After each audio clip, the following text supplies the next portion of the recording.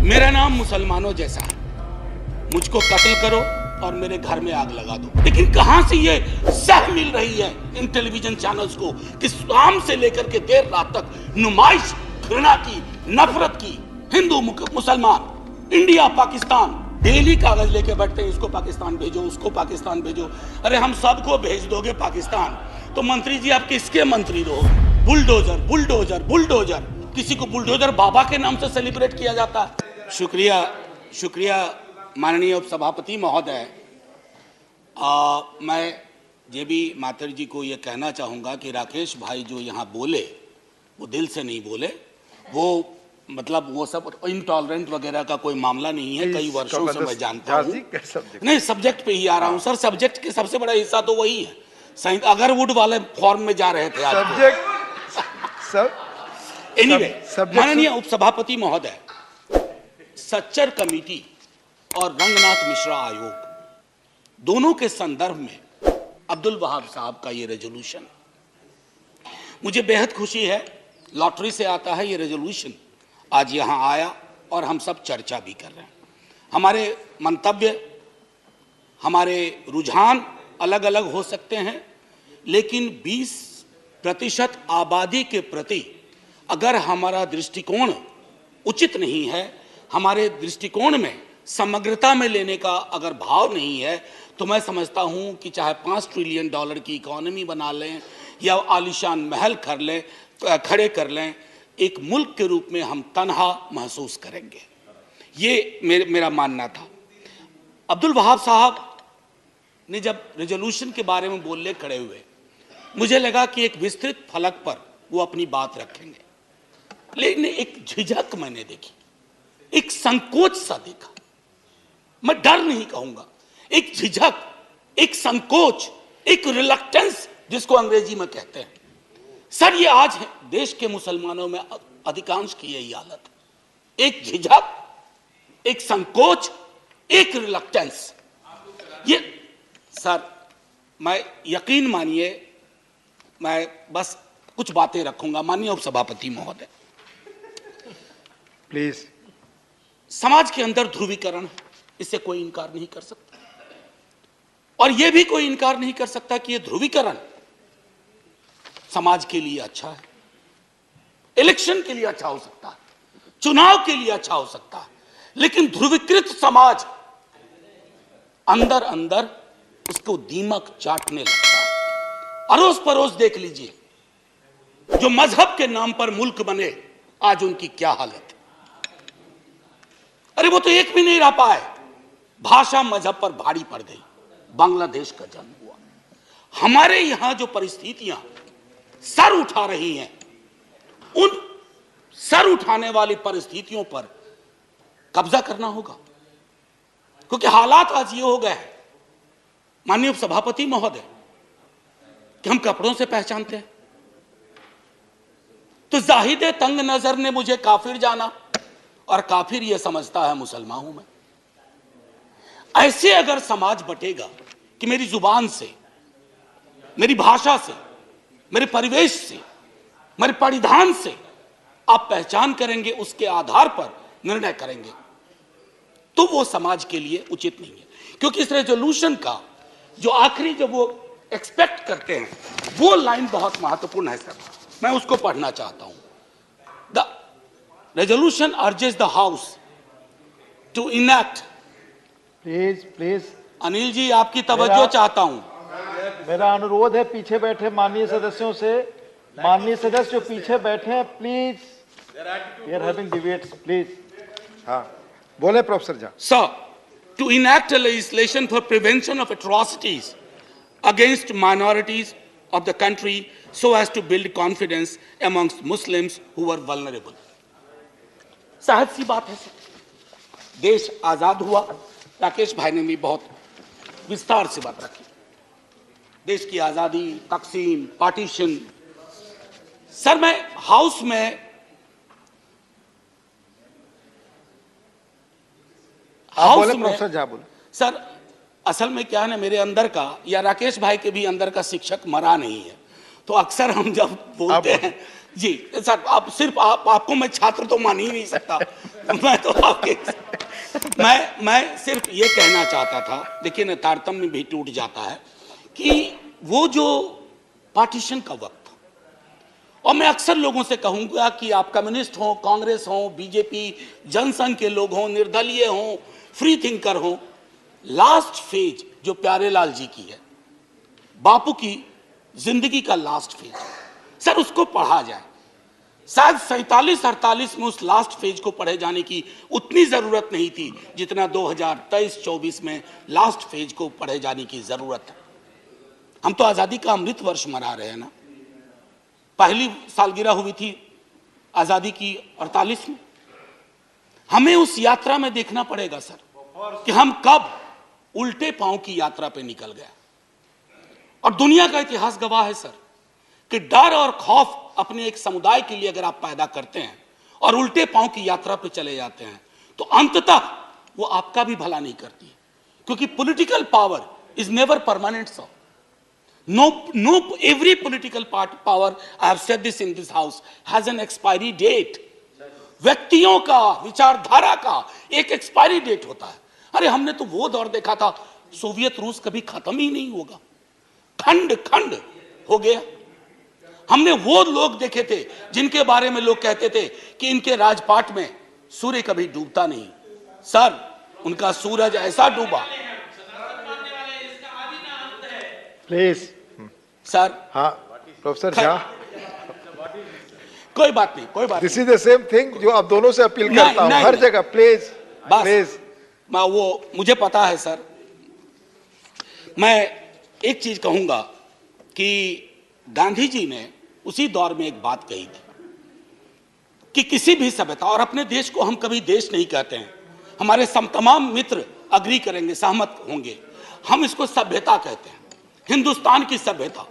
तो बापू ने कहा था कि जिस सभ्यता में माइनॉरिटीज के लिए जगह नहीं होगी उसको एक सार्थक दृष्टिकोण से नहीं देखा जाएगा, वो सभ्यता चूक सी जाएगी, उसके अंदर दिक्कतें पैदा होंगी।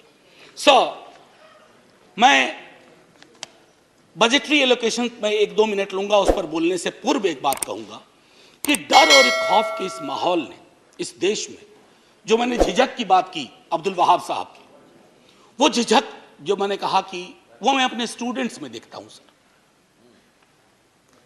मुश्किल हालात से आते हैं, पीएचडी के लिए मेरे पास सब्जेक्ट देते हैं, और मैं देखता हूं कि वो सब्जेक्ट कुछ और देना चाहते हैं लेकिन चुनते हैं ऐसा विषय जो उनके हिसाब से उनके मुस्लिमनेस को बचा ले। ये क्यों हो रहा है सर?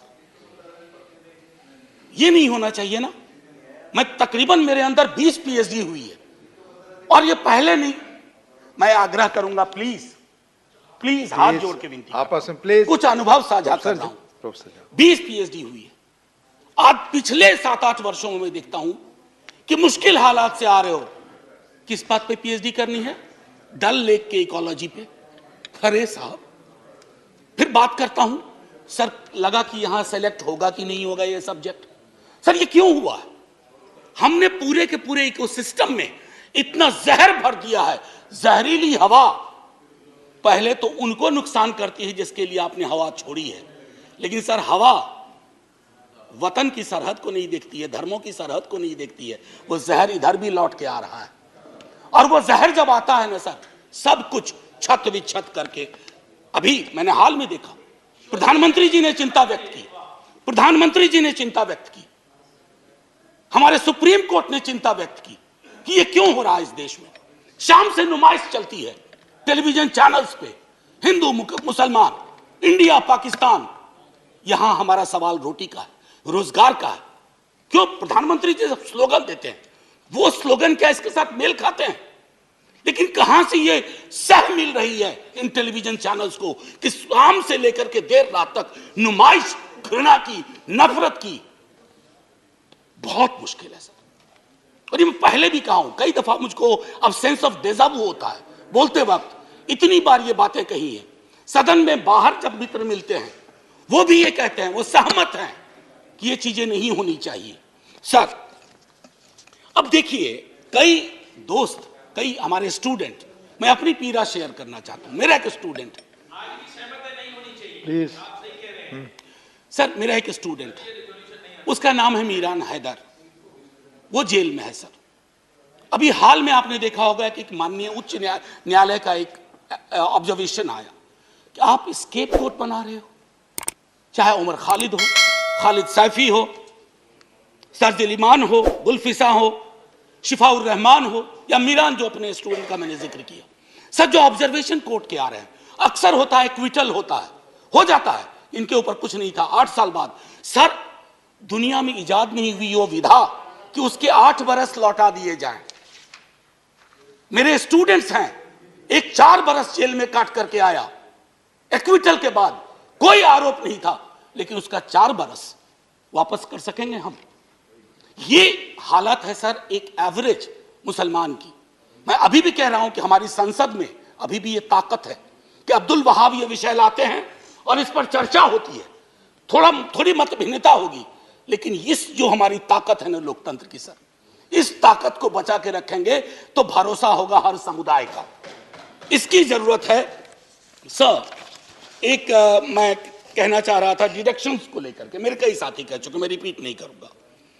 टोटल बजटरी एलोकेशन, मेरे मित्र कह रहे थे कि हम एक नजर से देख रहे हैं, एनॉमलीज थी स्कॉलरशिप में। नहीं सर, सरकार खुद एडमिट की है मेरे सवाल के जवाब में कि 90% एक्सपेंडिचर नहीं हुआ। ये ऑन रिकॉर्ड है सर, 90%। ये मैंने दिसंबर 22 में मुझको ये जवाब दिया, 4000 करोड़ यूटिलाइज नहीं हुए थे। ये क्या दिखाता है सर कि पूरा का पूरा नजरिया हमारा इस समुदाय को लेकर के बहुत स्क्यूड है। बहुत तारीफ होती है, बुलडोजर बुलडोजर बुलडोजर। हमने तो यूके के पीएम को भी बिठा दिया बुलडोजर पे। सर, बुलडोजर चला दो, हम पर भी चलवा दो प्लीज। मैं यही कह रहा हूं सर, बुलडोजर जिस देश में सेलिब्रेट किया जाने लगे, उस देश में ये वक्त आ गया है कि लोग गंभीरता पूर्वक सोचें, क्या बुलडोजर प्रतीक हो सकता है किसी भी चीज का? अगर है तो कोर्ट को क्यों कहना पड़ता है? माननीय न्यायालय ने कहा फिर तो हमारा काम हम पर ताला लगा दो, बुलडोजर चला दो। और किसी को बुलडोजर बाबा के नाम से सेलिब्रेट किया जाता है। अब पता नहीं वो कैसे कंफर्टेबल है उस नाम के साथ, मैं तो नहीं हूं। सर, मेरा ये कहना है कि जितने भी ह्यूमन राइट वॉच की रिपोर्ट देखें आपको स्पष्ट तौर पे मिलेगा, देश की और बाहर की मॉब लिंचिंग, हेट क्राइम्स, ये क्यों बढ़ रहे हैं 8 वर्ष में, 9 वर्ष में अचानक मेरे देश में? ये गांधी, नेहरू, आजाद, अंबेडकर का देश है। मैं जानता हूं नेहरू को लेकर के आपके अंदर बड़ी दुविधा रहती है। एक डिमोलिशन स्क्वाड है नेहरू को खत्म करने का, और मैंने इसी सदन में कहा है नेहरू कांग्रेस की प्रॉपर्टी और कॉपीराइट नहीं है, नेहरू इस देश की विरासत है। जितना हक नेहरू पे कांग्रेस का है, एक एक हिंदुस्तानी का है। मैं जानता हूं कि कांग्रेस के दूसरे प्रधानमंत्रियों के लिए आपको उतना नहीं करना पड़ेगा, नहीं मेहनत करते हैं अटैक करने में, नेहरू पे करते हैं, क्योंकि नेहरू अभी भी दीवार बन के खड़े हैं पार्लियामेंट्री डेमोक्रेसी को प्रोटेक्ट करने के लिए। उस दीवार को जब तक आप नहीं गिराएंगे तब तक आप अपना रियलाइज नहीं कर पाएंगे goal, whatever ulterior motives you have. So मैं अब इसको बाकी चीज को, जैसे अब मैं एक बात कहूं, हमारे बिहार के एक मंत्री हैं, सब लोग, मैं नाम नहीं लूंगा, बात बात पे वो मंत्री महोदय कहते हैं कि पाकिस्तान चले जाओ, पाकिस्तान चले जाओ। ना उनको क्षेत्रफल का अंदाजा है पाकिस्तान का, ना उनको कॉम्प्लिकेशन पता है कि पाकिस्तान कैसे भेजोगे अरबों लोगों को। मुझे तो एक ह्यूमन राइट एक्टिविस्ट अस्मा जहांगीर जी को आप जानते होंगे, मैं उनके स्मृति में एक भाषण के लिए मुझे बुलाया गया, मुझे मना कर दिया गया। तो पता नहीं वो मंत्री महोदय डेली कागज लेके बैठते हैं, इसको पाकिस्तान भेजो, उसको पाकिस्तान भेजो। अरे हम सबको भेज दोगे पाकिस्तान तो मंत्री जी आप किसके मंत्री रहोगे? आपका इलाका खाली हो जाएगा। अब वो सीमांचल गए, सीमांचल में पलायन हो रहा है, उन्हीं की पार्टी के लोगों ने कहा कि ये गलत बात है, कोई पलायन नहीं हो रहा। लेकिन आपको वो कैराना मॉडल ढूंढना था सीमांचल में, तो जब तक पूरा का पूरा अब मैं आपको छोटी वानगी देके खत्म करूंगा। एक मोहतरमा है, वो कहती है चाकू तेज रखना, पता नहीं कब जरूरत हो जाए। ये है सर, और इनको मन से माफी नहीं मिली थी एक बार। दूसरे हैं if we won't remain silent if somebody tries to kill our mother. ये गाय के बारे में है, सुना 14 तारीख को कॉ हक डे है। मैं भी कोशिश करूंगा सर, हालांकि हमको मरखानी गाय मिल जाती है अक्सर जिंदगी में। हाँ, भाग्य की बात है। तेरा नाम क्या है? मैं कुछ चुनिंदा उदाहरण दे रहा हूं, ये महत्वपूर्ण लोग हैं। तेरा नाम क्या है? मोहम्मद नाम है तेरा, आधार कार्ड दिखा। Hindus who don't vote for me have Mia blood in their veins. महत्वपूर्ण व्यक्ति हैं, मंत्री के पद के लगा। ना अली ना बाहुबली, केवल बजरंग बली, ये भी महत्वपूर्ण व्यक्ति हैं। जो लोग सूर्य नमस्कार को नहीं मानते उन्हें समुद्र में डूब जाने चाहिए। ये तो बहुत बड़े व्यक्ति हैं और अपने आप को नया ऑपरेटिंग सिस्टम बनाना चाहते हैं। हमारे प्रधानमंत्री जी के बरक्स और इकोनॉमिक बाइकआउट की अक्सर बात होती है, जालीदार टोपी की बात होती है।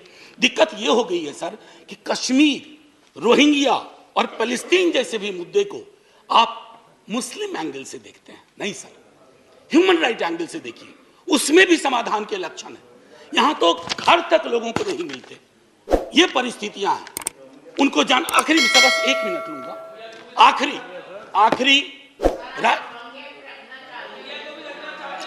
मैं प्लीज नो क्रॉस टॉकिंग। आपको मौका मिलेगा बोलने का, इधर तो आप बोले। आपने सुना नहीं, मैंने कहा कि इन मुद्दों को भी मुस्लिम एंगल से मत देखो, बस। प्लीज आपस में बात ही नहीं, प्रोफेसर जहां बोले कंक्लूड कर प्लीज। नहीं, वो आदत नहीं है please, don't listen to them. मैं तो इसी चीज की पैरवी हमेशा करता हूं, you listen to us, I listen to you. Democracy is all about speaking and listening, more of listening than speaking. ये सबसे अपेक्षा है इस सदन में। जी सर, सबसे अपेक्षा है कि डेमोक्रेसी, जैसा आपने कहा, सुनने और धैर्य से जानने का, पर हर पक्ष से सबने सुनाने की, हर पक्ष से।